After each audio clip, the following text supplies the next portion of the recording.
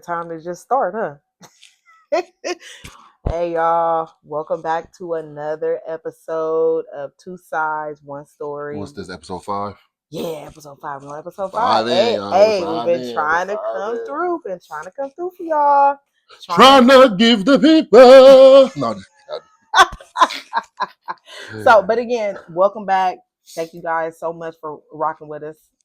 We definitely appreciate it. So, the questions are still pouring in. So I guess that's still giving us content. So we appreciate it. Definitely appreciate it. So, first question we have is, how do you support your partner's dream, or just be supportive in general?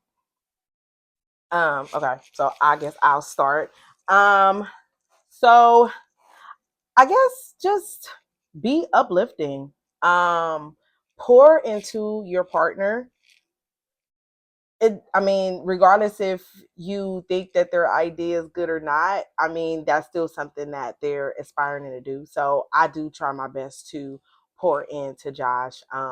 Like when he first wanted to start this podcast. At first I was against it because I'm really good at talking in person. Oh, I'll talk all day. Anybody that knows me know I'll talk all day. But when it comes to like doing this kind of dialogue thing, I'm not really good at that at all. So, but he's just like, I mean, you never know. And I tell him all the time too, like, it's somebody out there who would like to hear your perspective on things. I think Josh is really smart. I think when it comes to certain things, like I give my take on it and then he kind of gives like a different take on it where you're just like, dang, like I didn't really think of that. And I tell him that all the time, like, dang, you're right. Like I probably didn't really think of that. So again, I do try and pour into him as much as possible. Like you can do this, you got this, like we got it, like just with anything in our lives. Whether it's with the kids or whether it's at work, because work be working and work be trying to work us to death. So just being supportive, in any way, shape, or form. Don't down your partner though. Like I said at the beginning, like especially if you don't think that it's a really good idea, you never know if it can work or not. So I say don't down your partner. Don't make them feel like their idea is just stupid. You know what I'm saying?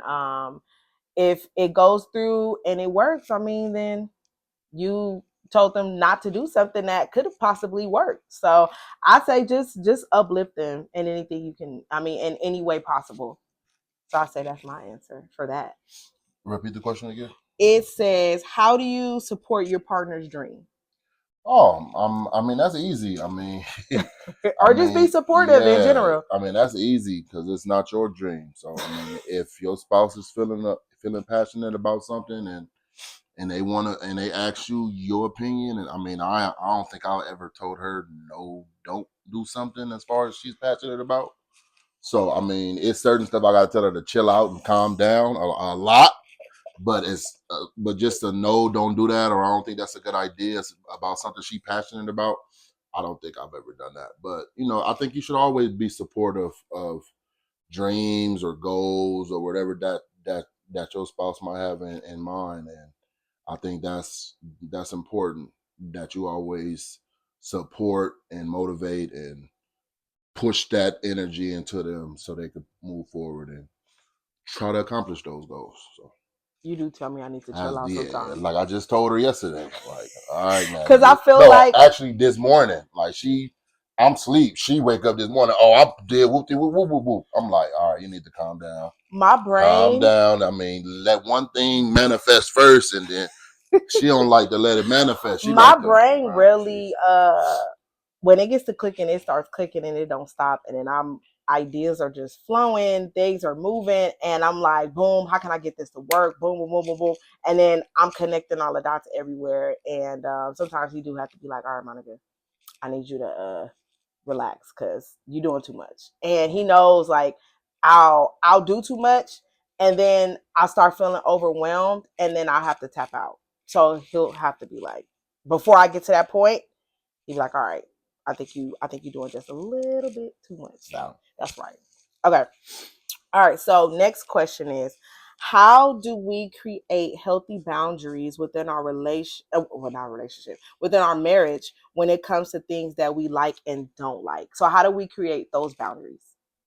Between stuff that we don't like, well, I mean, Well, I guess if it's something that I do that you don't particularly like how do we set boundaries for our marriage? Just say, you know what, I don't like it when you do this sort of thing. uh, that's that's a tough one Because that's because I hard. mean, yeah, I mean, no matter how you say it or what time you say it, or if you try to say it nice, you say it mean, you say it jokingly or whatever. I mean, that person, your spouse is going to feel a certain way. If that's something that they're used to doing that bothers you and you bring it up no matter what time, I feel like that's going to be an issue. So that's kind of tricky. So just kind of like, when you are telling them, you just let them know you're not trying to put them down, or you're not trying to down them or belittle them or make them feel like they're less than, just kind of like, I mean, tell them. You definitely should tell them, because you don't want them going around thinking it's okay. They keep doing it, and you just build enough frustration to the point where you just blow up or whatever. But definitely tell them. But 9 times out of 10, it's going to be a little back and forth, depending on how you say it or how well that person takes criticism. I wouldn't say criticism. Mm. Is it criticism? It's constructive. Yeah, but it's still constructive criticism. Yeah, it is. But I don't even want to use that word, because it ain't like you criticizing Criticizing. somebody, but like, Maybe you could do it this yeah. way. So, but yeah, Because so I have that a might, problem. I have an issue with that. So yeah, I don't tell her shit. um Hey, it's the way you said it. Man, I can sometimes say, you know babe, what you left the wooty woots. She'll still you know attitude. what because sometimes I be having to check myself because I think sometimes when people are telling us that we shouldn't do something, it kind of creates this um well, you trying to tell me what to do kind of thing. So I'll be trying to check myself sometimes because I don't even be noticing that I'll be doing it. But Josh be like, you do it all the time. Because he'll tell me something like, oh, maybe you shouldn't put that right there. It's going to burn. And then I kind of be like, Who cooking? oh, something right. Say something. Say What, the something. house to burn down? We're Okay. gonna be in a shelter. Say something smart. And not a shelter. Yeah, if the house burned down, where we going? But I probably maybe look. So what I will say that I have been doing recently is I just been trying to like check myself a little bit because I have no once he brought it to my attention I have noticed that I do that. But sometimes I'll tell Jay like, hey, like the way you said that, like it was just mean. Like he don't be thinking he be mean, but sometimes he be I'm mean. sarcastic. Mean. Very No. sarcastic. Mean, it ain't like I ain't never cussed her out and said nothing. No, like, no, yeah, no. damn, who putting the motherfucker right. like that? It's sarcasm. Now you know the damn house gonna burn down if you keep putting like that. And I'll be like, excuse me? It's sarcasm. Burn the house down. I ain't burning no house down. Yeah, it could lead to that. But it could absolutely lead to that. And again, sometimes I gotta. You see Soul Food when he threw the little towel on the little rag on the stove, almost burnt the house down. So sometimes I'll be having. I do be having to check that. I do. So I have noticed. Have I been doing better with that? Yeah, you're doing a little better. A little bit better. Yeah. Okay. I ain't had to tell her shit yet, so we'll see. I'll let y'all know. I'll let y'all know what's going on. No. So I do. So again, just being mindful of those things. You're not always right. You're not. Sometimes you're wrong, and it's okay. Okay that you're wrong. Just own up to it. I mean, again, this is your partner. This is your forever person. So you should always. I think Jay said it last time. Like, don't be afraid to show vulnerability. Like, I should be able to be vulnerable with my partner. Like, I call it being a hoe. Sometimes you gotta be a hoe sometimes. Like, hey, I mean, it is what it is. Like, I love him down. So if he trying to get me to see something that I'm not necessarily seeing, sometimes it may take a couple times, but then I'll be like, dang, like, maybe I am a little over the top. So, all right. So that's basically how we set our healthy boundaries in our marriages. We do try and be cognizant of those things, and how we can do better moving forward.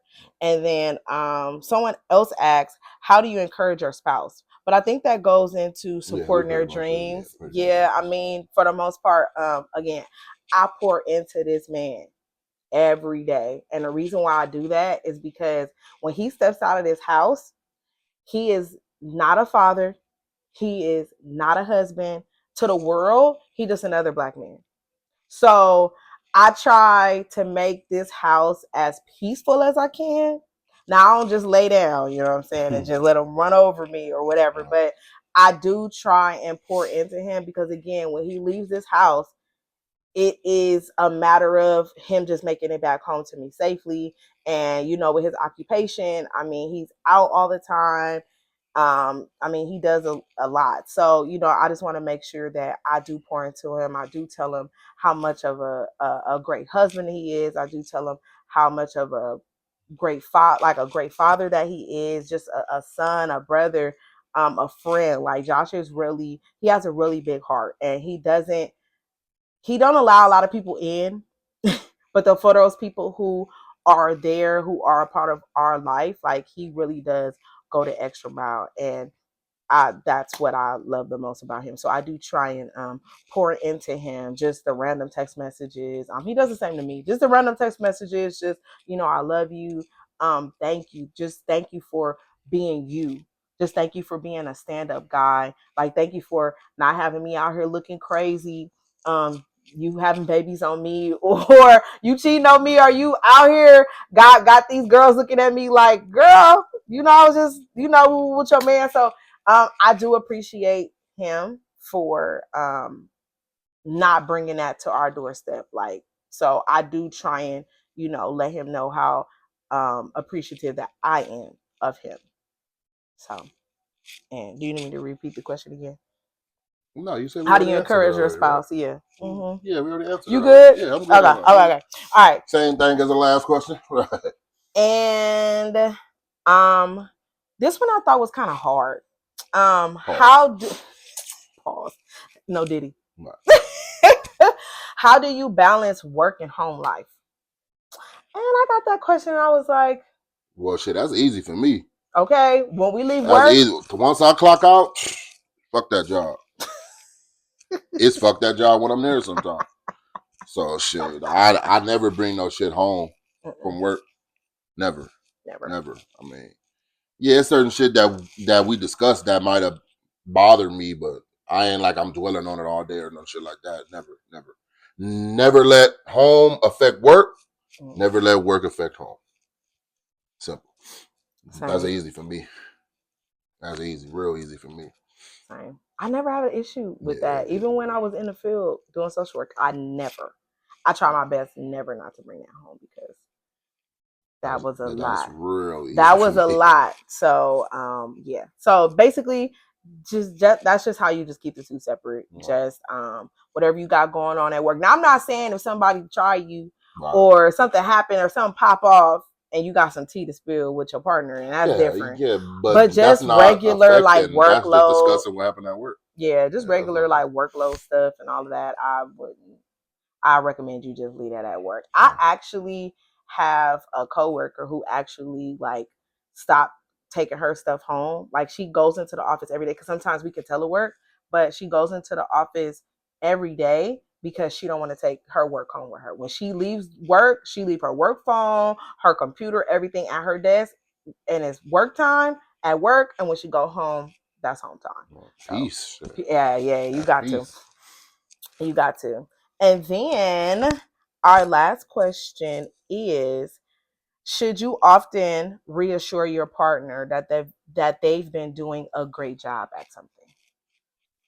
Oh, yeah. I mean, everybody need reassurance. Sometimes, whether it's on fatherhood, motherhood, wifely duties, husband duties. I mean, stuff around the house. I mean, Thank you. food. You making the food better than what you used. I mean, Thank no you. matter what, reassurance is key. some people definitely need it more than other people. I mean, me, I'm the type of dude like I don't need or want credit when I do stuff. I mean, I don't look for it.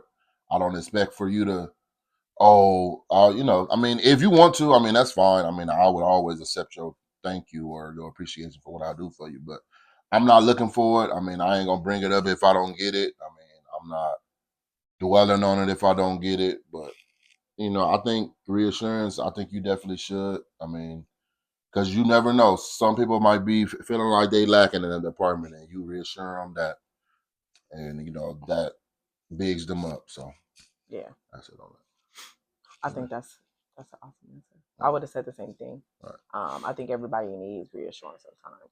And again, anybody that knows me for real, I'm big on that. So text messages, I mean, it just depends. Whoever's on my heart, I'll reach out to them, and whatever flows, just flow.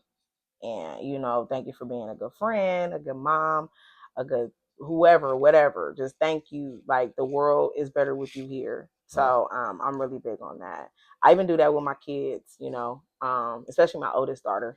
Always I text her, thank you for what you do, how you help me, when you help me when you don't have an attitude.